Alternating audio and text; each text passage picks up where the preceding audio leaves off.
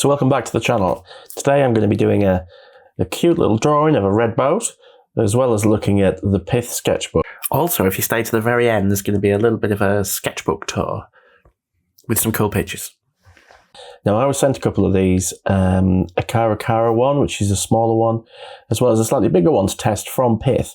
And they sent me a wonderful little packet of seeds with them. I'm not sure whether you get that every time you buy one of these sketchbooks, but they are very up on their sustainability and those ethical credentials.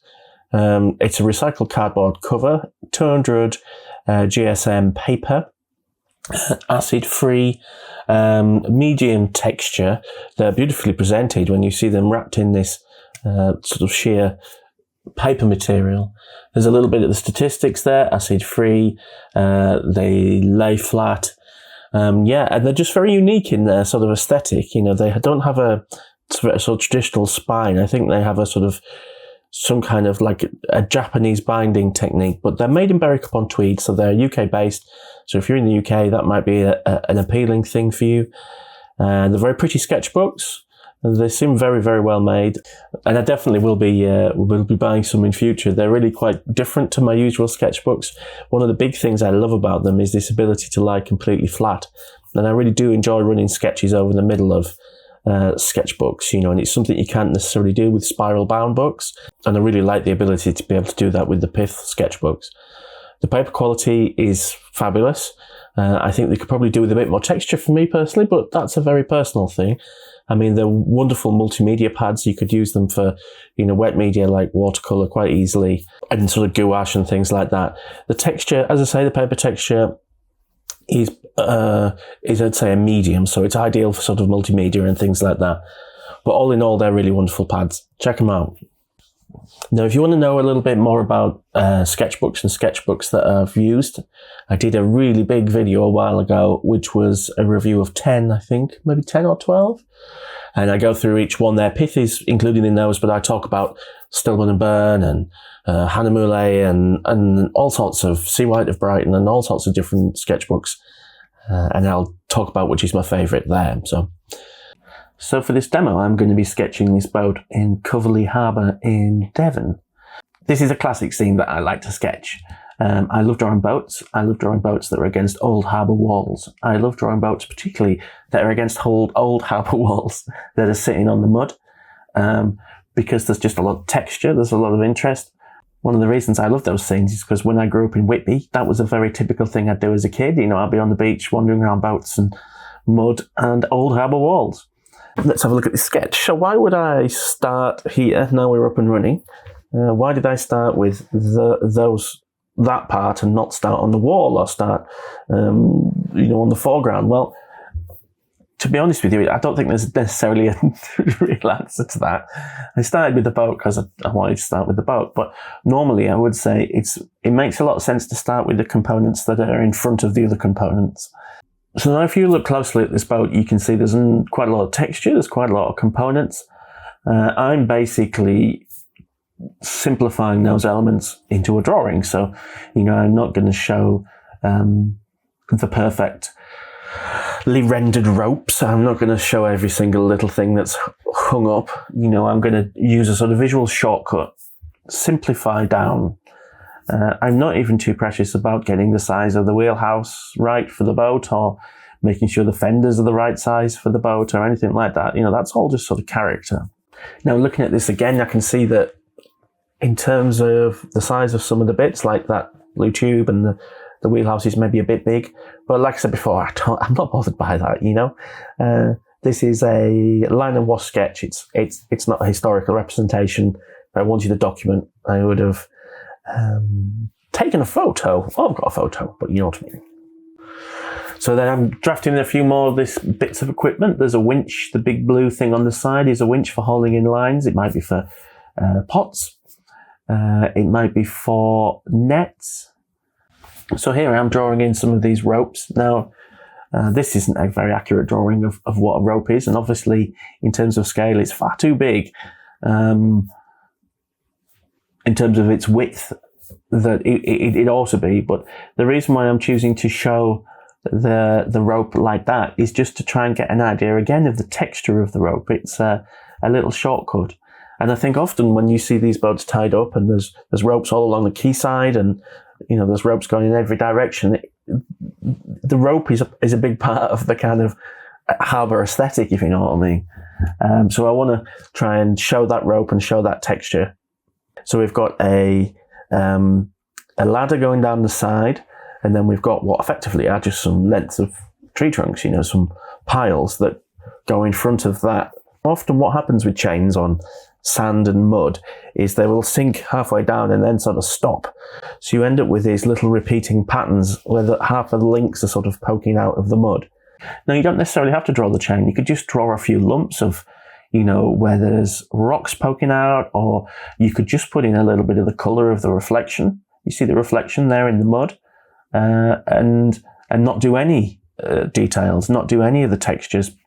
It's a personal thing, and that's the wonderful thing about these kind of sketches is it's a repeating pattern, and once you learn that pattern in the same way that you learn writing or handwriting, you know, it gets put in your head and suddenly you can draw a chain, you know. So I've added in some more details there on the mud, and I've just really made sure that the big rocks are towards the viewer, and as we get further back, the detail just becomes dots, and that gives you a sense of that perspective of the land going away from you, and objects of a similar size getting smaller and smaller as they get further away. So when it comes to drawing this wall, you could draw this any number of ways. You wouldn't even have to necessarily use line work. You could just use paint, you know. But what I've chosen to do is to draw each of the stones individually. The reason why I've chosen to do them separately is because the bricks at the bottom, the stones at the bottom, are obviously a lot bigger than the stones at the top. And this thing looks like a castle wall. It's absolutely beautiful. So I've chosen to sort of represent that more irregular and kind of mixed up character by drawing it like that. Right, so we're reaching the end of the pen work stage now, and I just wanted to say that I can see on my timeline that this is, for me, is 20 minutes worth of sketching. Now, everybody sketches at a different rate. I don't want you to think that if this is taking you an hour or 2 or 5 minutes, there's something wrong with your art. That's not the case.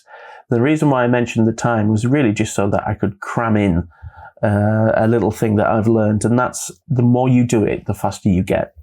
And the less intimidated you get by doing large areas of texture, or the less intimidated you get by actually taking on more detailed scenes. I did a sketch recently that I put on Instagram, which I can show you here, and this is of York Minster. And the reason why I included this is because it's very easy to think of this as a very detailed sketch, but it's really not. And as you get closer up, you can see that it's just repeated scribbles. So what I've drawn is the effect of the texture, not the texture. So sometimes actually, when it comes to drawing texture, there's fast ways of doing it where you're not drawing everything, but you're sort of...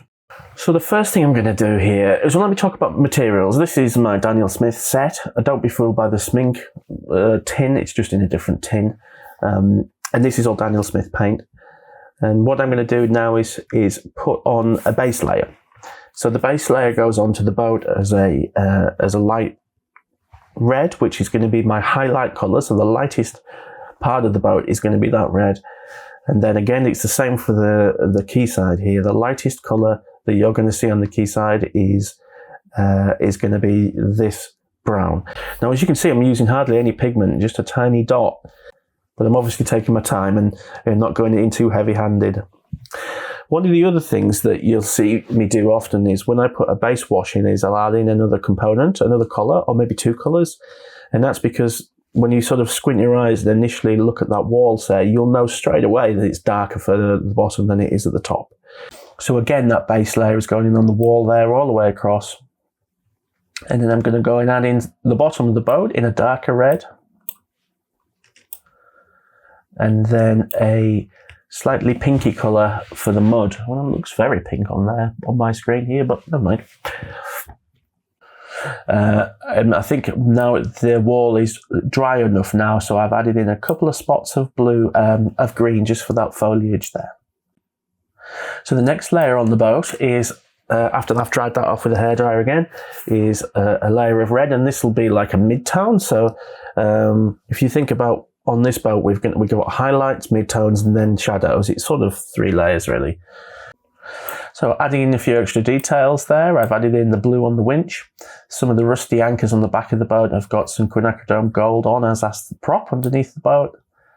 And then I've filled in the shadow behind the fender. A little bit of the shadow, like on the side of the boat, you can see there where the hose goes over, and then there's going to be some shadow underneath as well. And that's all been done with just a darker red, really, with a bit of Van Dyke brown in it as well. So next stage on the boat really is to dry that off and then add in some of the shadow detail, which I've put in with a mixture of Van Dyke brown and a tiny bit of French ultramarine blue. And I've pulled the shadow across onto the wall as well there.